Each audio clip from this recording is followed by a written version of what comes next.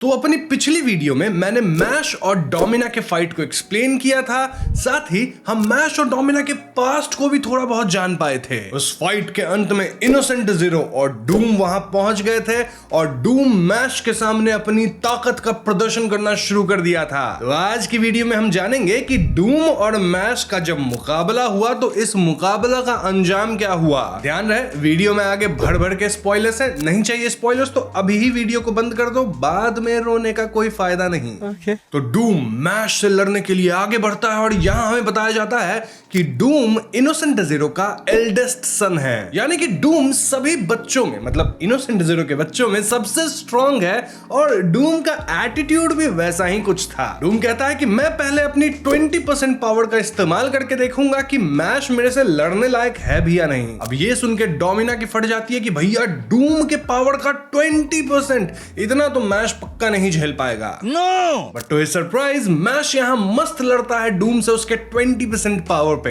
इनकी लड़ाई एक फ्लो की तरह चल रही थी, एक आर्ट की तरह, और इसे देखकर डूम भी कहीं ना कहीं इंप्रेस होता है। डूम कहता है कि अब मैं अपना 30% इस्तेमाल करूंगा और देखता हूं मैश इसको झेल पाता है या नहीं। अब 30% पावर पे भी मैश डूम को आराम से हैंडल कर रहा था, बस चिंता की बात यह थी कि 30% पे ही डूम मैश के स्पीड को मैच कर गया था, यानी कि अगर डूम इससे ज्यादा पावर बढ़ाता है तो शायद मैश को यहां प्रॉब्लम हो जाएगी। अब इस पॉइंट पे हमें डूम के बारे में थोड़ा सा बताया जाता है। दरअसल डूम उन लोगों में से एक है जिसे एक मास्टर केन चुना है। अब जिन्हें मास्टर केन के बारे में नहीं पता उन्हें बता दूं कि मैशले के वर्ल्ड में कुल मिलाकर 13 मास्टर केन्स हैं। केन्स बोले तो वॉन्ड्स, और ये जो वॉन्ड्स होते हैं वो खुद अपने मैजिक यूजर को चुनते हैं और जिन्हें चुना गया उनकी ताकत मल्टीपल फोल्ड्स बढ़ जाती है।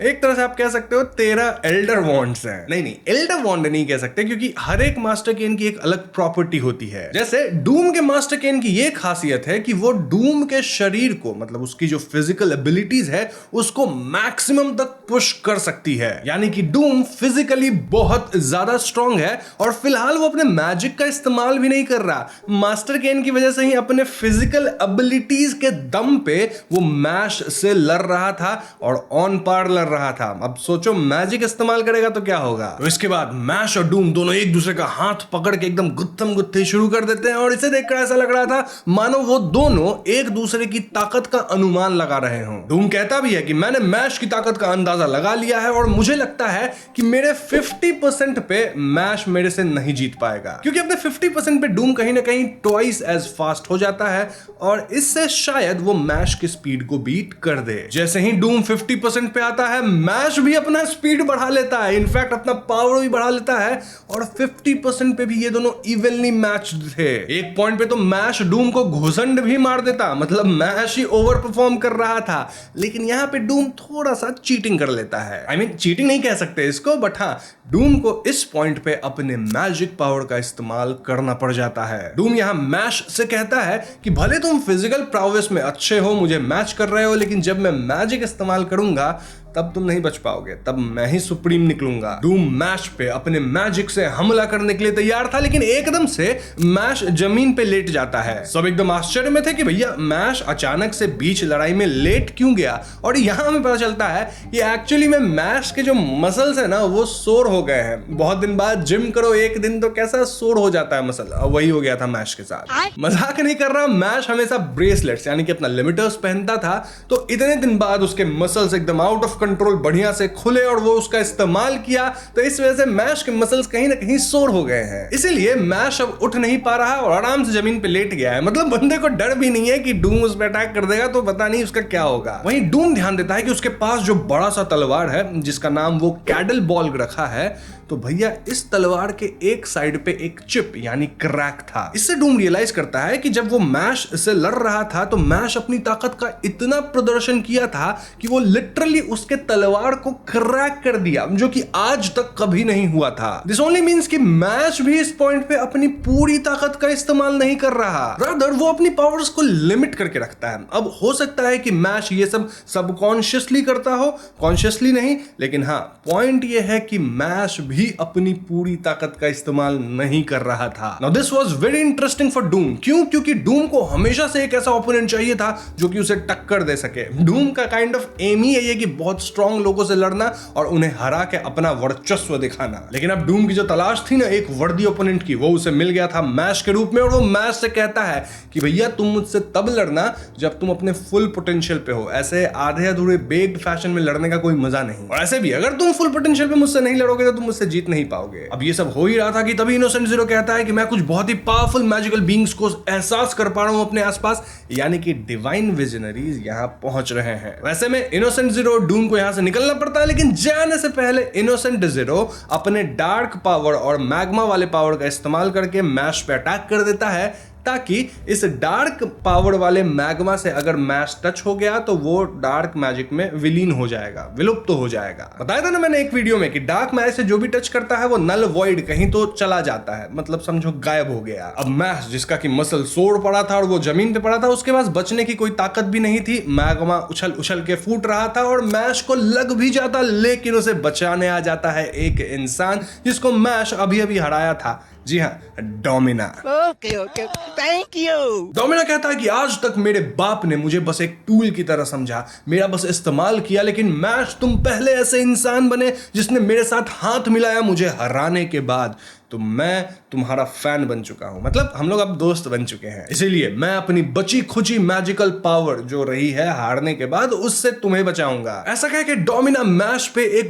वाटर जेट स्ट्रीम मार के उसको उस मैग्मा वाले एरिया से निकाल देता है, लेकिन इस प्रोसेस के दौरान वो खुद इसमें फंस जाता है, यानी कि डोमिना डार्क मैजिक का शिकार हो गया और वो हमेशा के लिए चला जाता है। ऑल्दो डोमिना के शक्ल पे एक स्माइल थी, क्योंकि ऑफ कोर्स उसे मैश एज अ फ्रेंड मिल गया था जाते जाते। तभी यहाँ डिवाइन विजनरीज भी आ जाते हैं और वो मैश और बाकियों को यहाँ से रेस्क्यू करते हैं, और इसी पॉइंट पे ये वाला चैप्टर खत्म। भाई ये तो शुरू होते ही खत्म हो गया यार। अब आई नो मैश और डूम की पूरी लड़ाई यहाँ हो ही नहीं पाई ढंग से, एंड काइंड ऑफ क्लिकबेट हो गया, बट ठीक है कोई बात नहीं, जितनी हुई उतना मैंने तुमको बता दिया है। और आगे जब भी मैश और डूम की प्रॉपर वाली लड़ाई होगी तो मांगा को हम लोग पूरा कवर कर ही रहे हैं, बताऊंगा ही मैं तुमको, लेकिन वो सारी वीडियोस आगे वाली तभी आएगी जब इस वीडियो पे आप 3000 कमेंट्स करोगे। टारगेट देना जरूरी होता है। वैसे ये मत समझना कि ये वाली वीडियो खत्म हुई है, नहीं नहीं, ये तो बस मैं मिड वीडियो थोड़ा सा ब्रेक लेके आपको टारगेट दे दिया।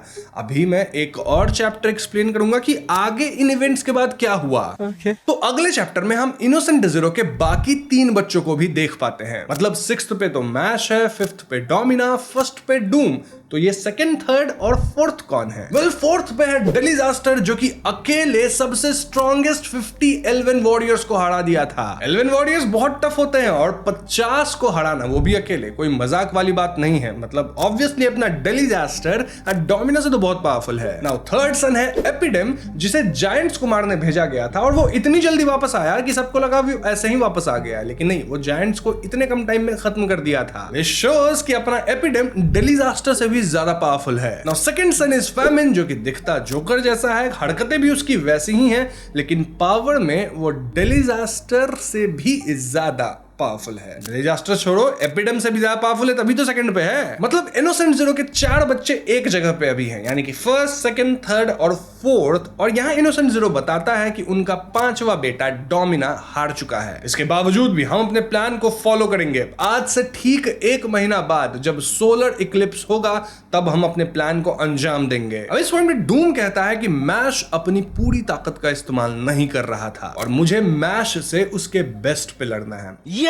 वहीं दूसरी तरफ मैश के मसल सोर को ठीक करने के लिए उसे मिलियाडोल एमी के पास ले जाया जाता है। मिलियाडोल कौन? इतनी जल्दी भूल गए? बताया था मैंने, एडम के 3 शिष्य थे, वॉलबर्ग, इनोसेंट जीरो और मिलियाडोल एमी। ऐसा कहा जाता है कि इन हर हेडे मिलियाडोल वॉलबर्ग से भी ज्यादा पावरफुल थी। मिलियाडोल यहाँ अपने मैजिकल चेनसॉ का इस्तेमाल करके मैश के मसल सोरनेस को ठीक कर देती है। फिर वो कहती है कि आज से 30 दिन बाद जो अपना इनोसेंट जीरो है वो अपने पावर के चरम सीमा पे होगा, क्योंकि उस दिन सोलर इक्लिप्स है। तो इनोसेंट जीरो पक्का उसी दिन अटैक करेगा, and this gives us only 30 days to train, यानी कि 30 दिन में मैश को ट्रेन होके इतना पावरफुल बन जाना है कि वो इनोसेंट जीरो और उसके बच्चों को, साथ ही उसके पंटरों को, सबको हरा सके। करंट स्टेट जो मैश का है उसमें वो डूम को भी नहीं हरा पाएगा, क्योंकि यहाँ मिलिया डोल भी कहती है कि कहीं ना कहीं मैश अपने पावर को रिस्ट्रिक्ट करता है सबकॉन्शियसली। इसीलिए मैश को ये वाली ट्रेनिंग करनी होगी जो कि मिलिया डोल से देगी, लेकिन ये ट्रेनिंग कोई मजाक नहीं है, क्योंकि इस ट्रेनिंग को सिर्फ 0.1% लोग ही पास कर पाते हैं। यानी 1000 लोग दिए तो 999 फेल कर जाएंगे, और जो फेल करते हैं तो सिर्फ फेल होके घर वापस नहीं आए, नहीं, उनकी जिंदगी ही बर्बाद हो जाती है। नॉर्मल जिंदगी वो कभी जी ही नहीं पाते हैं, मतलब ट्रेनिंग के अंदर इतना हो जाता है उनका। अब ये सब सुनने में तो डरावना था, लेकिन मैश इस चैलेंज को एक्सेप्ट करता है, क्योंकि उसे अपने दोस्तों को बचाना था इनोसेंट जीरो से। यानी कि मैशले की फाइनल फाइट होने में सिर्फ 30 दिन बचे हैं, और यहाँ मैश ट्रेनिंग करना शुरू कर चुका है, जहां वो अपने फुल पोटेंशियल को अनलॉक करेगा। इसी पॉइंट पे ये वाला चैप्टर खत्म हो जाता है, और साथ ही ये वीडियो भी खत्म हुआ, क्योंकि अगली वीडियो में 3-4 चैप्टर कवर करेंगे मस्त वाला। अब चिंता मत करो, आने वाली वीडियोस में बहुत ज्यादा फाइट्स होने वाली है, और मैं आपको बता दूं कि मैशले ऑलरेडी कंप्लीट हो चुकी है, जिसमें सिर्फ 162 चैप्टर्स है, और फिलहाल हम लोग 100+ चैप्टर्स कवर कर चुके हैं, तो ज्यादा माल बचा नहीं है। जो बचा है उसमें थोड़ी ट्रेनिंग होगी और फिर मारपीट। लेकिन as I said before, Mashle पे वीडियो कंटिन्यू तभी रहेगी जब मेरी हर वीडियो की लाइक टारगेट या फिर जो भी मैं टारगेट देता हूं वो कंप्लीट होगा। जैसे इस वीडियो का टारगेट है 3000 कमेंट्स, तो कर देना आप लोग। अभी अगली वीडियो लेके आऊंगा जहां मैश ट्रेन करेगा, फाइट करेगा, मतलब होगा सब सीक्वेंस में, समझ लो तुम लोग। हाँ, फटाफट वीडियो पे कुछ कमेंट कर दो, वीडियो को लाइक कर दो, दोस्तों से लाइक करवा के उनसे भी कमेंट करवा लो। साथ ही चैनल पे नए हो तो हमें सब्सक्राइब करना। I will see you guys in the next one. Peace out.